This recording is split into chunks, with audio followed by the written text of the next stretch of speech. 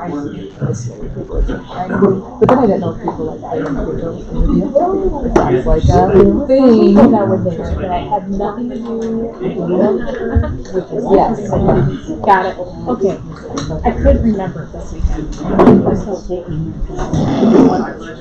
To the flag of the United States of America and to the republic for which it stands, one nation, under God, indivisible, with liberty and justice for all. Call the meeting to order. Roll call, please. Mayor Eli Seeley. Present. Sarah Anderson. Here. Pat Beckett. Here. Will Wolke. Here. Larry Rohrer. Here. Art Schott. Here. Mike Peterman. Here. All right, first item on the agenda is to adopt our agenda. I would like to make one recommendation that we move our visitors as part of the committee mayoral report up to item 5. So we'll have them precede you, Steve, and that way we can get you guys on your way because I think you've probably got fun things to do, right? So. Motion to adopt the agenda as amended. Second. Motion is second on the table. Any further discussion? All those in favor say aye. Aye. The agenda's been adopted. Minutes from the July 1st meeting, 2024. Motion to adopt the July 1st, 2024 minutes. Second. All right, we have a motion and a second to approve the minutes from the 1st of July, 2024. Any further discussion? All those in favor say aye. Aye. All right, minutes are approved. All right, visitors to be heard. So, first and foremost, Mr. Bentley Shirk, front and center. Okay. So for those of you that don't know, so I've invited this young man because he shies away from talking and being in front of people, right? So we hold a tournament in this community that honors the legacy of a young man who lost his life a little too early, Jack Lawrence, Tim and Gina's son. Jack passed away. Tim and Gina have chosen to commemorate him by holding both a golf tournament and a baseball tournament. That baseball tournament means a lot to the kids in this community. So when we were leading up to the baseball tournament, we know that we received unprecedented rain. You know, we had, I think, what we were looking at 18 inches of rain. And so we kept going out to the fields, taking a look, and it was a no-go. And I knew that when I sent the message out to tell everybody that we couldn't play that tournament, it was going to mean a lot to these guys. And so the moment where Mr. Bentley Shirk, who's going to be the recipient of an award, was taken away from him, so I wanted to bring him in here tonight to be able to give it to him. So Mr. Bentley Shirk is the 2024 recipient of the Spirit of Jack Award. Okay, the award has very specific criteria. Okay, now one of the things that's important about this award is this award was chosen by his teammates. So every single person on this team chose Mr. Bentley Shirk, except for one person, and that was Bentley. He chose Harrison. Good on you. Okay, Bentley has been a consistent team leader. He's done fantastic this season. He's my slugger. He's the guy that hits the ball over the fence. He leads the team both in his play and also in his actions. And so for that, he was given this award, which is based on 5 criteria. Displays a passion for the sport of baseball, displays a true joy in playing the sport, always plays with character, honesty, and the spirit of the sport, constantly displays the meaning of team, encourages his teammates, cheers on teammates, maintains a positive attitude at all times, and works to make everyone better. Demonstrates a positive nature towards the opponent with honesty and integrity. So this is the second time he's received this award. We did have to check the rules to make sure that you can receive the award second time. So there was no clause in there that says you can't get it twice. So thank you very much. You've earned every bit of this. So Spirit of Jack Award 2024. Congratulations, Ben.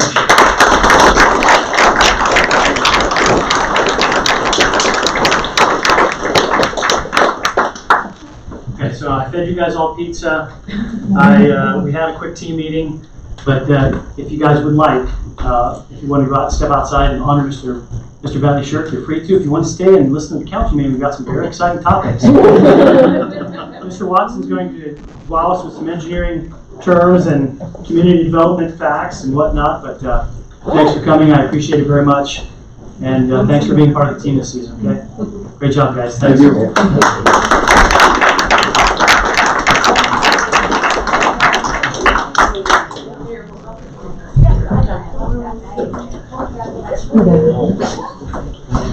They were pretty worried about the timeline. They kept asking me, how long is this going to take?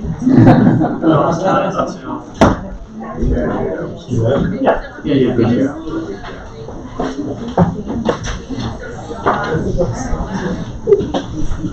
right, and our second visitor, is Steve Watson. Steve, we've been sort of meeting. Mike and I, we had reached out, we had some conversations, and then we talked about the fact that we were maybe going to come in June, and then July 1st came around, and you were busy, so we wanted to obviously be able to provide you an opportunity. So sir, the floor is yours. Okay, well, thank you very much, Mayor. It's really neat to be here in Beresford this evening. As the Mayor said, my name is Steve Watson. I'm a development strategist with ISG. We're a full-service architecture, engineering, and planning firm with an office in Sioux Falls. And I'm joined by Dane Ekdom. Dane's a civil engineer with our firm based here in Sioux Falls area as well. I did pass out a brochure. I won't read you the whole brochure, but if you turn to the first page, you'll see just a real high-level overview of our firm. We operate in 5 different states. We have 14 offices. If you start, adding those up, you'll see that my math is off. It's because we're growing so fast that those brochures are already out of date. But we do have an operational footprint all the way down to Northwest Arkansas, as far west as Pierre, and as far east as Milwaukee, Green Bay, Wisconsin. So pretty good operational footprint. We do have clients, though, that are located throughout the country. So we're doing work in Idaho and Texas and Florida, predominantly in the commercial and industrial space. But I did want to mention that we do have pretty far-reaching expertise and exposure to a lot of different projects and ideas that we get from communities all throughout the nation.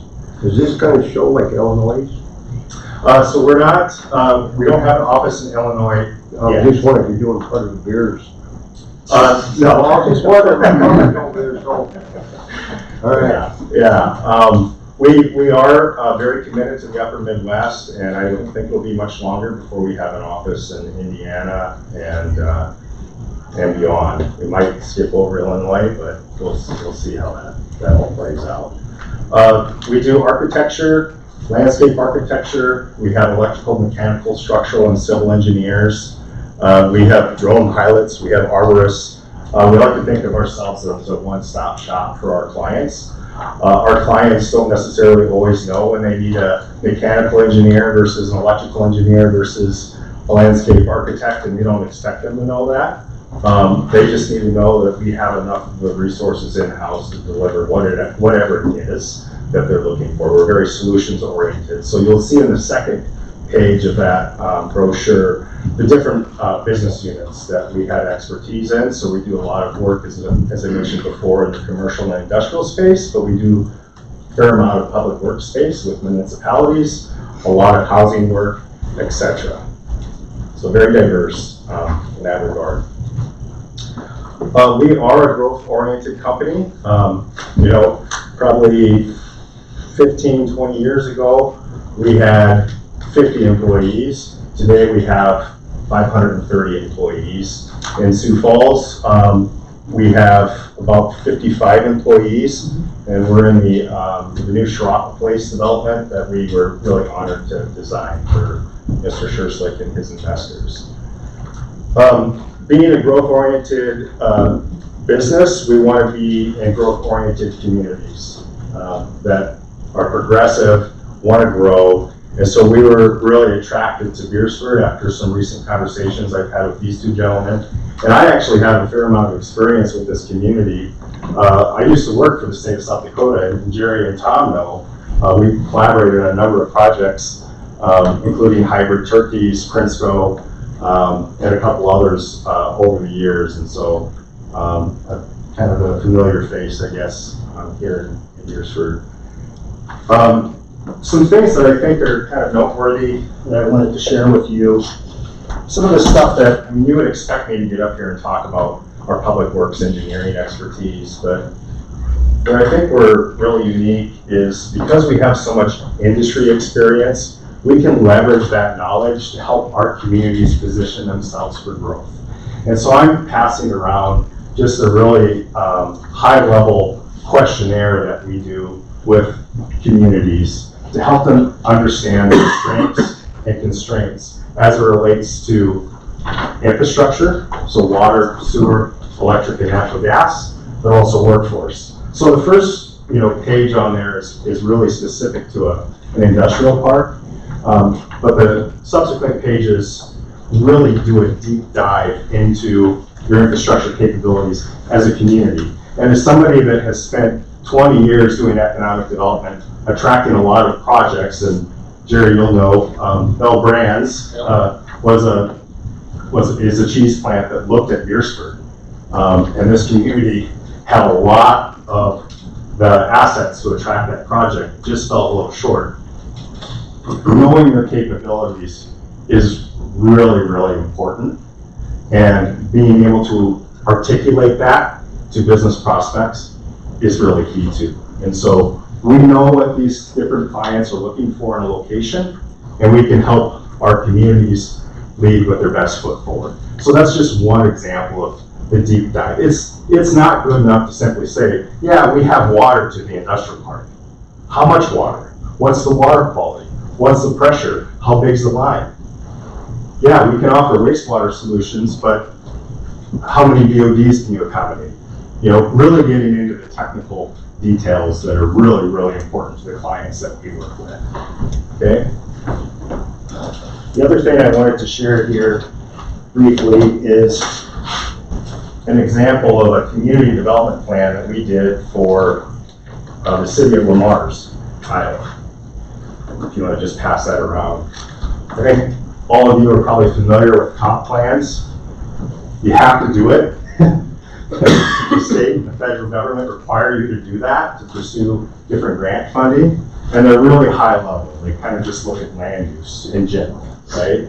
What we're doing is we're taking it one step further, and we're looking at specific sites that have development or redevelopment potential. And then we're going as far as creating actual designs and applying cost estimates to it so that it's very actionable. So we did this in Lamar's. We said, as a community, where do you want to grow, right? What's missing? And they said, well, we have a whole strata of housing needs. So we need help with identifying sites for housing and attracting contractors and developers to the community. So that was important to them. Commercial and industrial development was really important to them. They didn't want to be just the ice cream capital of the world. They wanted to attract other industries and not be so focused on just one, right? And then quality of place was really important to them. New ball fields, right? Public art, revamping their downtown. So we focused on those three areas in Lamar's.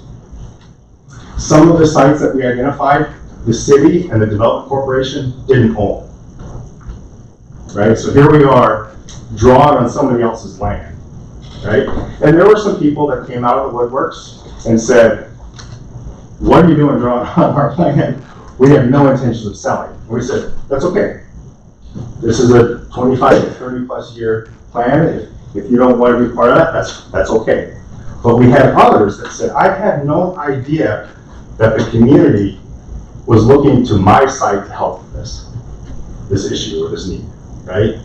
And I get goosebumps thinking about that. Small town, but they weren't being engaged. And because this was a part of a really inclusive process with community members, they knew that there was strong will to facilitate those outcomes. So, what's happened since we've done the plan? Well, I can tell you that earlier today, there's a major developer out of Sioux Falls that was meeting with their mayor and their economic development director to specifically talk about the site that we had identified in the plan. And it's going to be comprised of single family and multifamily housing. They've reached out to us to assist with some of their engineering needs. They have since acquired property and started design and construction on a new industrial park for Lamar's.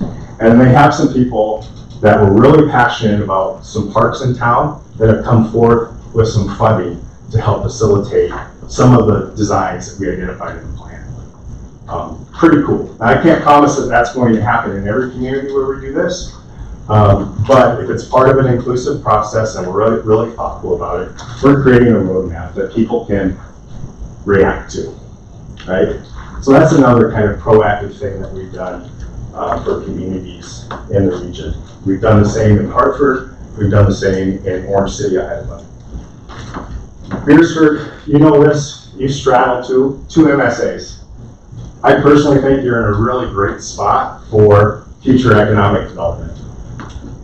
Growth will continue to happen in Lincoln and Union County.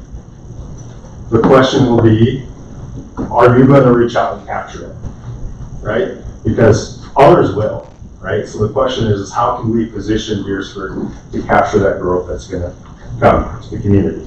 And part of that is being proactive. And so the last document that I want to just pass around is a 5-year capital improvement plan that we did for the city of Volga. Now, you're going to look at that front page and you go, Steve, that was done in 2019. Why'd you bring an old one?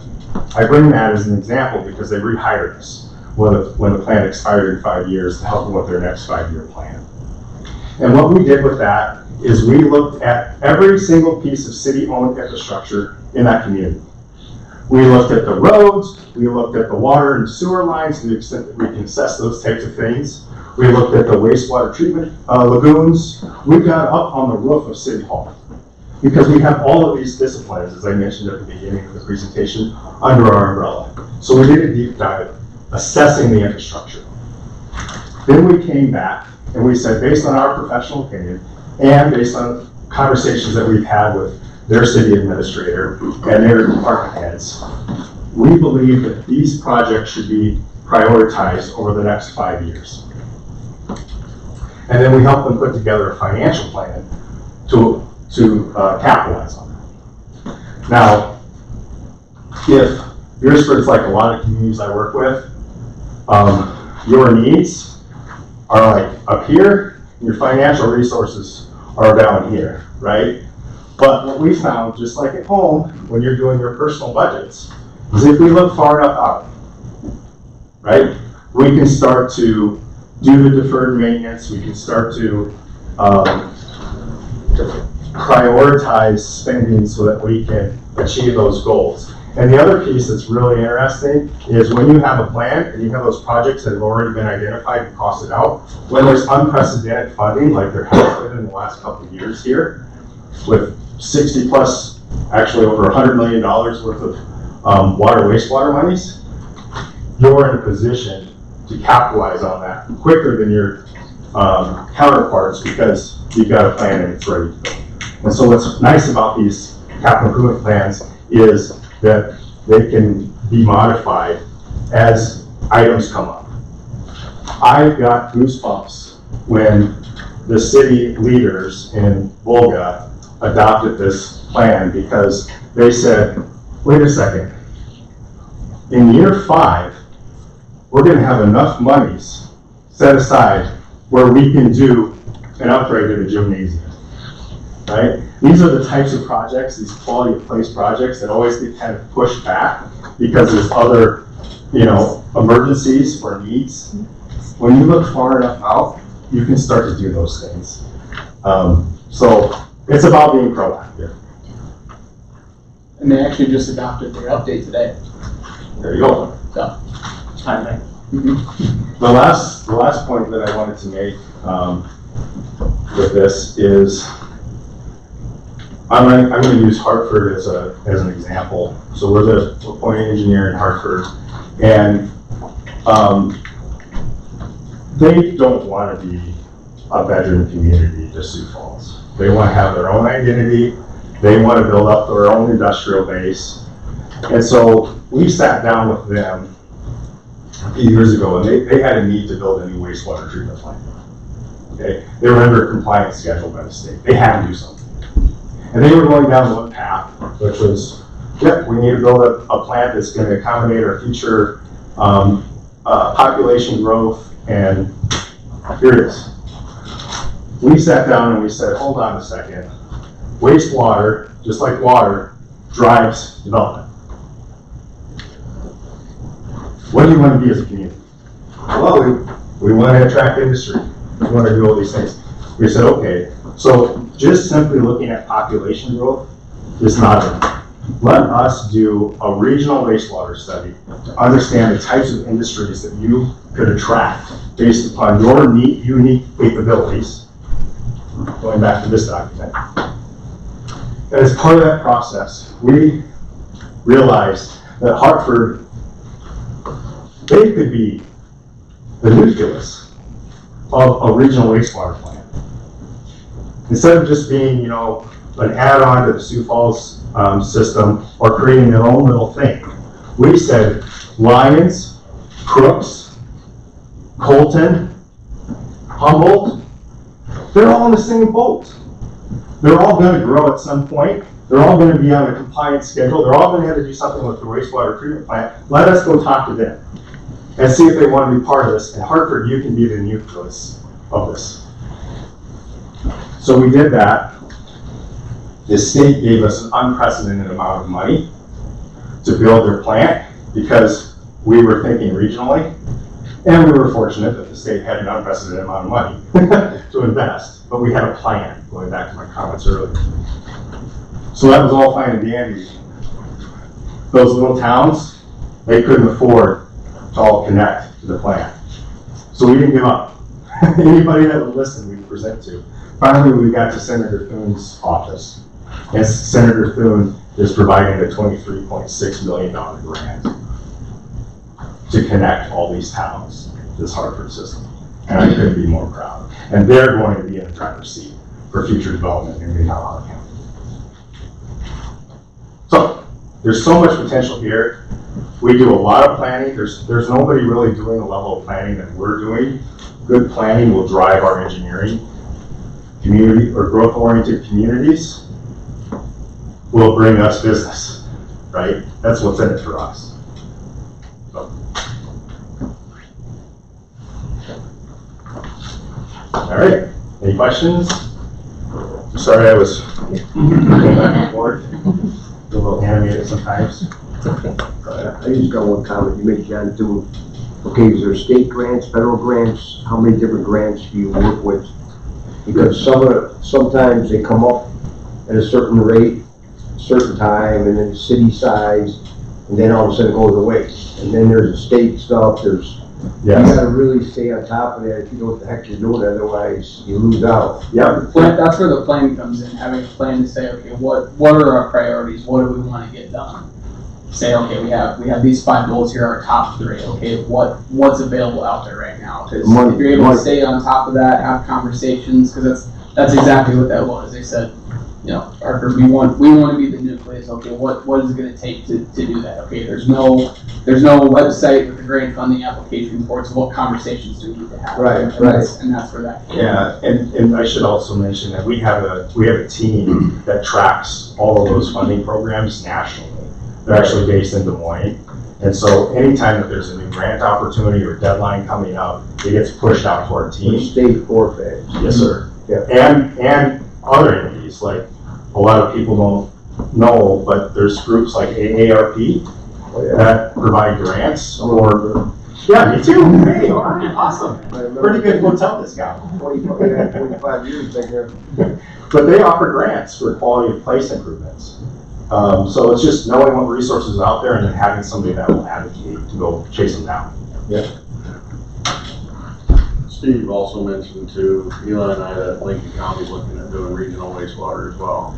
And that's something, had we known a few years ago, Beresford could have jumped on. But there's potential for Beresford to still be part of that project if that's something we're interested in. Because eventually we're going to outgrow our lagoons and our current wastewater as well. And getting in on the ground floor or something like that is cheaper today than it will be 20 years, 30 years from now. And there's other things to think about too with that. I appreciate you mentioning that. Let's say we get a regional wastewater system with some scale. We can take that treated wastewater and attract an industry. This is being done in other parts of the country and other parts of the world. We take our wastewater, we treat it, and we dump it in the river, and 5 miles down the river, Iowa pulls it out and uses it for whatever they want to use it. So water is going to be the new currency. There already is in a lot of parts of the country. How can we use that, reuse water, and then use it as an asset to attract a new industry?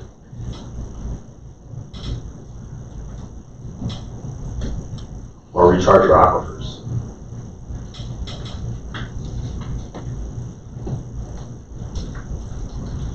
It's hard to think about too much water this year, but. Yeah. There's some other questions I really appreciate the opportunity today. Appreciate you coming. Yeah, thanks Steve, thanks Dane.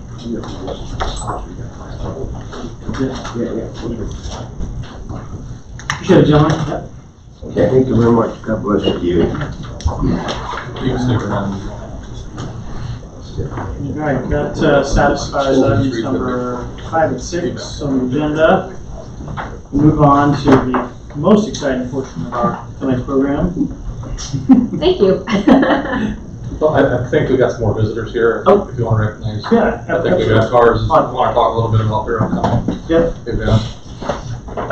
Joanne, did you want to say a few words too? Yeah. Okay. My apologies. I just want to reiterate the 8th Street block off from one end to the other. And then I have a question about your 8th Street through the Park Place for the ball tournament. Yeah. But because Saturday is the vendor show.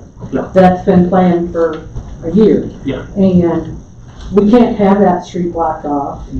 The vendors all come in from there, they park there, I got the bounce rounds coming at 7 in the morning. If we close the street, but just to let it open to vendors, would that be acceptable? That'd be fine. Yeah. Because I mean, that's their plan, they do it every year, and so. So what the goal behind potentially closing Park Drive to baseball traffic was that we're gonna try to keep baseball traffic on 46 and then a direct route to the high school, so that parking will be somewhat removed from the congestion that we expect to see near Old Fashioned Days and Vendor Fair. If we let Park Drive open to the vendors, close it down to vehicle traffic, then those that would potentially come can't park out there and sit and watch baseball. They actually have to come in and pay, because we need some of that income to pay for baseballs and umpires. So We talked about it briefly at our senior meeting, and they could park at the Senior Citizen Center, because that parking lot's wide open, too. So if you need extra parking for that ball game, you can direct people there, because there's nothing going on at that place, right? yeah, the most complicated time at the state tournament will be the opening ceremonies on Friday afternoon at 4:30. There will be 8 teams and parents, grandparents, and Friday's not a problem, because we're gonna be down here. Saturday is my big day at the park, and try to keep it, because we wanted to be collect and make sure it was easy enough for you, because you've got enough on your plate. So, do you think we could do that with the vendor fair? I'll talk to Sarah, because she's the one that's in charge, and she directs everybody where they're parking and setting up. So if she's got people on this side of the park, they gotta come through this way. Yeah. The other side of the park, they park, or come in through the swimming pool area. Yeah. So, yeah, I just wanna keep in flow with that. And Park Drive would be foot traffic anyway on that day, even if there wasn't a ball tournament. After it's been all After set it's been up, set yep, pretty much. Okay. When's your next planning meeting? We just met today. It's a done deal. It's in motion.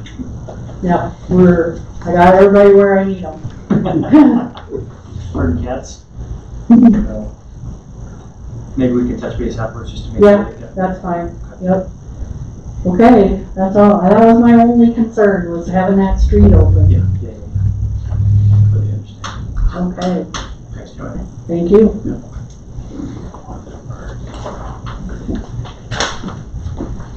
Gentlemen? All right. Take note, this is the second time I've been here, and not asking for money. So the next time, we will expect a large sum of money being trusted. We, myself and Andrew here, just want to bring you up to speed on our 125th centennial event, celebration for the fire department. I'm just gonna paraphrase what I handed out here. Aaron will go over, Aaron. My other son, Aaron. We'll go over the agenda for the deal. Beresford Fire Department was organized in August 16th, 1899. This year on that date will be 125 years old. The department was started because 32 concerned citizens got tired of taking buckets of water, not throwing on the fire, but the building next to it because the fire building was already going to be gone. So they made a fire department, went through all the bells and hoops. The city appropriated $50, and our net worth today, replacement cost, this and that's around $2 million. So we've grown in 125 years from that $50 seed money, pretty respectable department. We're one of the oldest continued establishments in the city for 125 continuous years. The department leadership realized very early that $5 or $50 is not going to go very far in building a fire department. So they knew they had to come up with more funding, so they went out to the community, held a dance. The dance brought in $46.85 for change. So they just about doubled their starting costs. The reason I bring this up is that we're funded by tax money and by the community donations. We have been every year for 125 years, and I don't see that ending any in my lifetime anyway. So as we were looking for a reason to celebrate the 125th, we said, let's give back to the community. Let's do something, have a barbecue, no charge, don't ask for donations. Let's just have some fun on that day.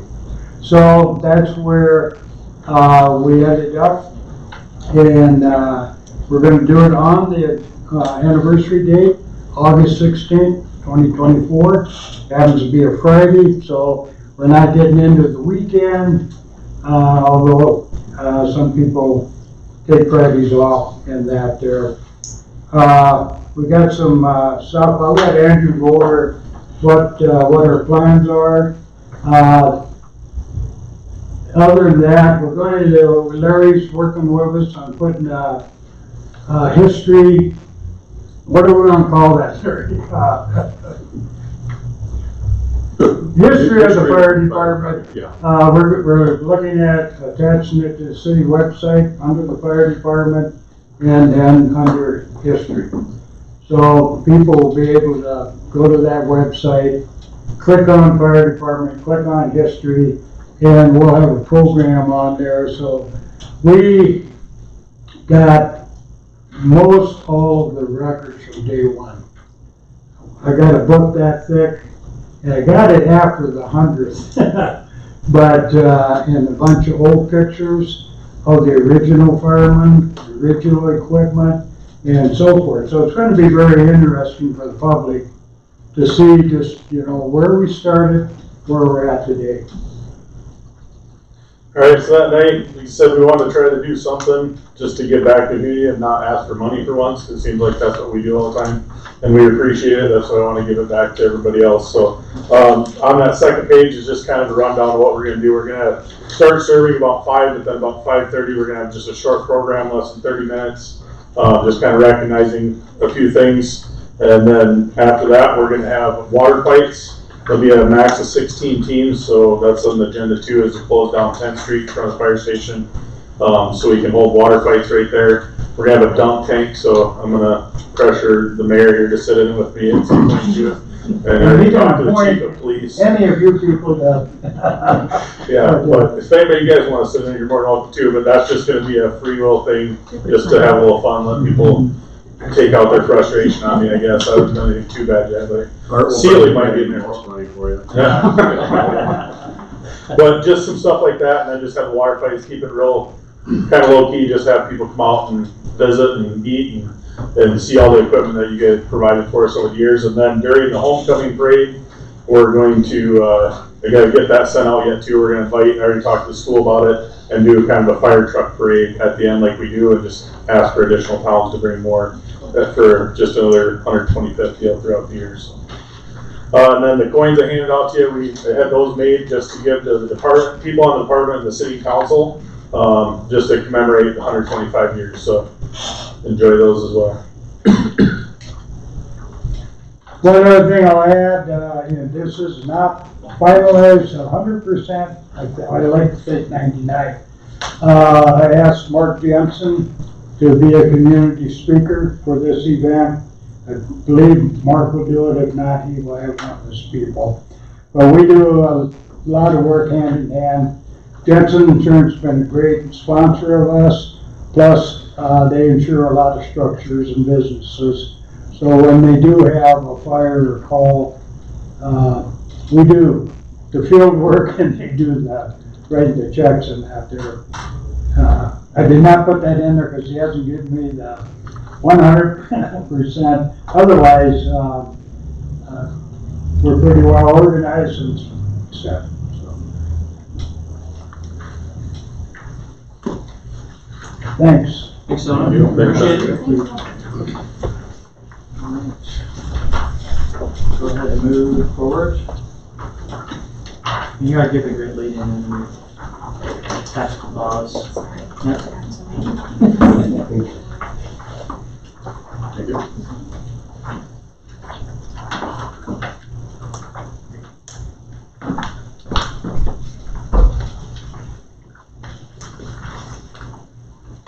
Just a few things for June. The street department, mainly the water, is working diligently to get the auto read boxes and the drive-by reading equipment installed on all of the water meters. And so we made a payment to Core and Main for all of the materials for $43,740. The Bacon Creek design, we paid them $10,530 to design and do the blueprint and bidding for the golf course park shop.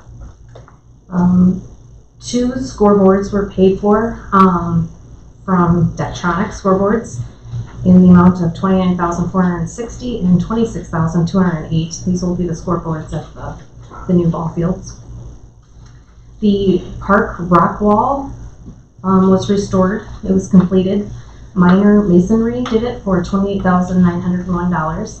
And in May of 2023, the Beresford Area Foundation granted us $13,000 towards this project. How much was the total on that wall? $28,901. Oh, 28? Mm-hmm. Wow, you did a nice job. Yeah, It looks really nice. Yeah. We continue to work with RSA Club on the Clubhouse edition, and we made a payment of $3,465 to them for the works on that edition. Just reviewing the revenue estimates for the first 6 months of the year, and it appears that we are right on track with where we should be at for the revenue. That is pretty much all I have. So considering we paid for 2 of the scoreboards, First Dakota paid for the other 2, is that how that works? Or? I think that was, 3 of them were the 26,000, and the school was 29,000. Yeah. Oh. So there were 3 in the first. Sorry, batch. yeah. Okay, yeah, you said They came Sorry, it's a two separate times. Two Okay. payments. We're not completely done. We're gonna put all the stuff together. We got the supports and the holes, a lot of wiring and stuff. But we're gonna add all that up and see if we can get a little bit more. So we'll see how it turns out. Thank you. I'll entertain a motion to approve financials. Should I make a motion for the June financial report? Elaine Johnson, Finance Officer, discussed. Second.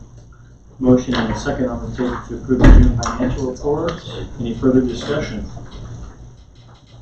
All those in favor say aye. Aye. Anyone opposed? Financial report is approved. Initiated measure 28.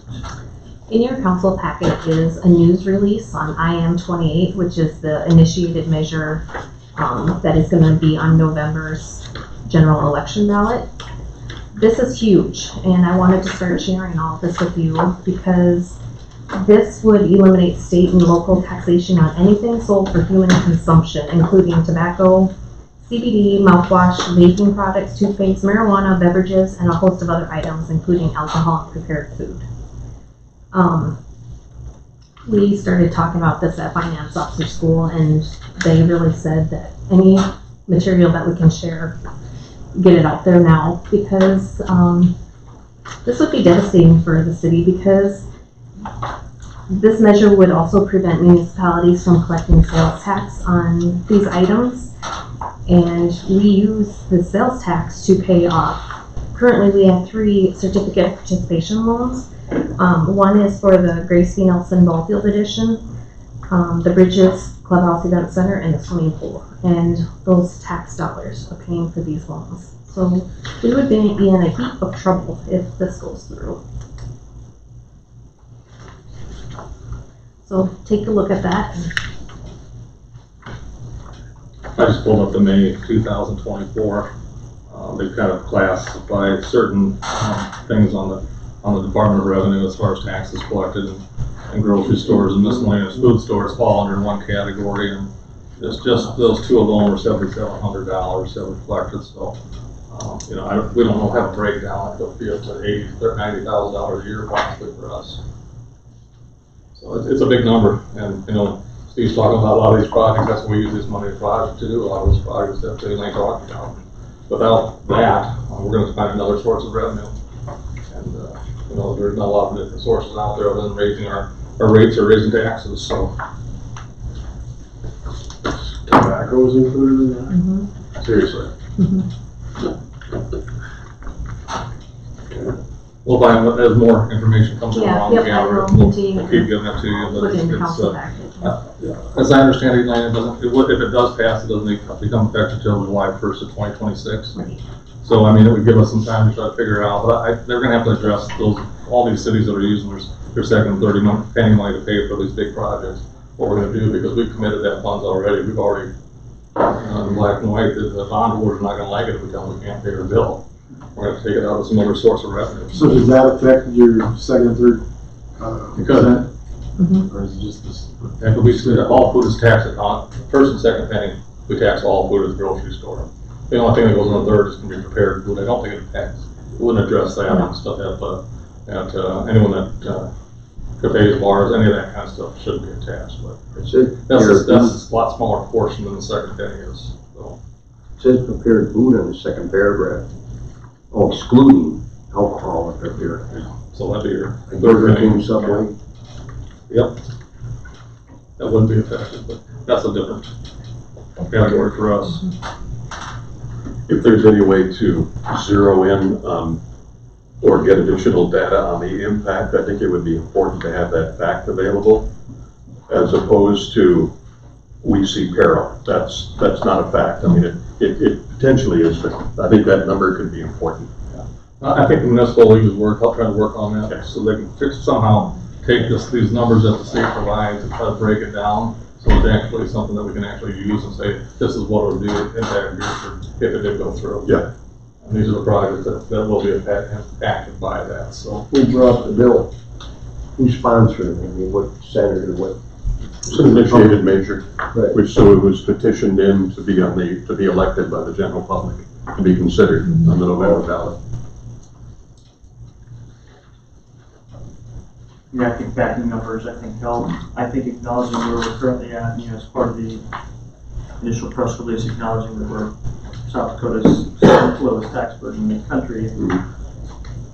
Because, and I think being able to answer the questions to the citizens of the community, what do the tax dollars go to? So I'm going to continue to pay them, I need to know. Which I think the transparency is there, I think clearly pointing to how a dollar comes in and where it gets spent, which we do.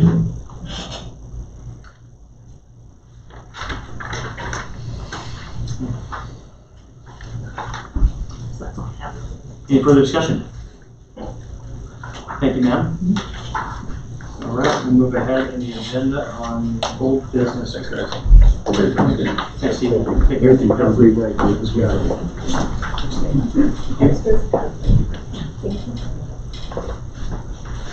Sarah, you're supposed to steal those. I have mine. Part of old business, reducing the speed on South 3rd and 298, 25 miles per hour from 3rd Street to Southwest 13th Street. So this would be the curve to the Methodist Church. And we take it all the way from like J.K. Dolan's all the way down too. So we'll hit the whole works, so the corner there too. It's currently, it's 25 now, right? Up to the church, or? It's 30, It's 25 if you're going south all the way around the corner. And when the road straightens out going west, then it goes 35. Okay. So we're basically changing it from the west end of the curve to 13. Yep. So basically what it is when that was developed out there, so my mom's address is 298th Street, but every house to the east of her and coming north around toward the church is 3rd Street. So basically it was, you're hitting 298th Street and then the speed kind of picked up. Okay. So, but that was prior to any of that other, I think, development of the houses that are along there, and so I think we've just had a lot of development since then. I know this came up under the discussion of the potential bike path, but I've driven that several times since we've talked about it, and I think it adds consistency to what we have in the rest of the city. And even on the section line to the east, there's a short section of 35, but then when you get to where there are homes, it goes to 25. So I travel that a lot, and I think it's consistent to change that to 25. How soon? Today, tomorrow, next month? I would say we would want to market it. And Sarah talked about the fact there's been development there. When you see the number of homes and the number of people that walk on the path currently, and for instance, if there's two opposing parties and they have dogs, one will get out on the road and just, our sons, Mike and I, our sons will ride to their friend's house on that curve, and people will come around and think it's a racetrack. And I would feel much more comfortable as we're exploring options for a path or extending either a bike path or a walking path out that way, that we lower the speed. We don't use it as a gotcha, but we try to gradually reduce the speed. I think we have to market it a little while. Can we make a motion tonight? That's my question. I'll make a motion. We're all willing. I mean, we all willing. Well, the plan would be to put it all out on social media. Yeah, well, we'll start advertising. Yeah, and I think Chief Shirk would probably give warnings initially. Yeah, like you said, it's not a gotcha. It's just like, hey, pay attention, your speed limit. You have to either put some flags out there that will make it stand out too, so you're I'm going to see it. I'm wondering too, Jerry, we do have that automatic detection, out there. but since 46 has been closed, the traffic pattern is different. If it might be possible to move that out into that area temporarily, just to give a heads up. Oh my gosh, that's right, it's gonna be, or it is 25 now. I think the one coming in town when you're driving from the south to the north, right there by the Methodist Church, to me, is tremendously helpful. Yes. Because people see, I'm still going 10 over. And it drops fairly quick, but it's, hey, I'm in an area where I've got now foot traffic on the right side of the road. So, on the east side of the road, so. You can see how much it will cost. Yeah, we have that one on 46 here, we're near the old elevator, if that might possibly be able to be repositioned for a short time to help introduce that. You put those up with? No, Mike? Sure. Mike, yeah. Yeah. Electric for it, but Who installed them for? They did. electric department. Are those solar mounted or do they have power? Are those solar? I don't, yeah, they are. Because if they're solar, Yeah. you would think you'd be able to just double it, as long as the speed limit's the same. You don't have to reprogram anymore. How soon before you have your signs made up? I don't think it'll take longer than a week or two. Okay. And we might have some that we can put up that aren't probably the reflective, but yeah, I know we've got some of them I can put them up tomorrow. Those are good locations. Yeah. Well, Would it be too soon to make this effective, say mid-August? It would be approximately time school is coming back into session too. Is You that, mean, post it now, and then it's effective? or yeah, I mean, to have this, a motion be effective to officially change that? I was thinking 1st of August. I think we can get it done by the 1st of August. Oh, yeah. They got signed on, so we'll just have to order some reflective ones probably. If we don't have any, they're probably 2 days is all we get on, 3 or 4 days. You want August 1st? Pretty standard sign. August 1st then? Shall I make a motion to reduce speed on South 3rd Street and 298th Street to 25 miles per hour from 3rd Street to Southwest 13th Street, and we will notify the public and try to put flags and try to do whatever we can to start August 1st of 2024.